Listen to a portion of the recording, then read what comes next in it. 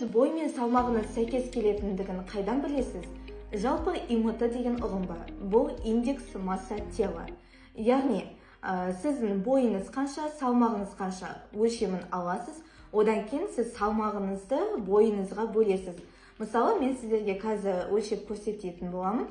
Мысалы, менің бойым 1,58, мен оны квадраттаймын, сонда 2,49 шығады.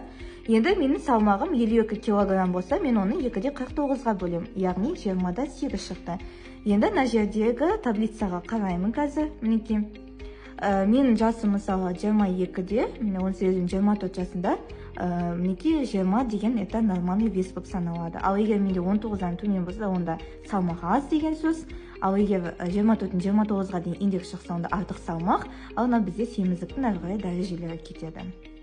Дәл сол сияқты сіздер де өздеріңіздің бойларыңызды, салмақтарыңызды өлшеп көрсеңіздер болады.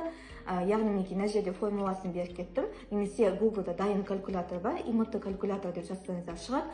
Сол жерде алынған көрсеткішті осы таблицамен тексеріп көріңіздер.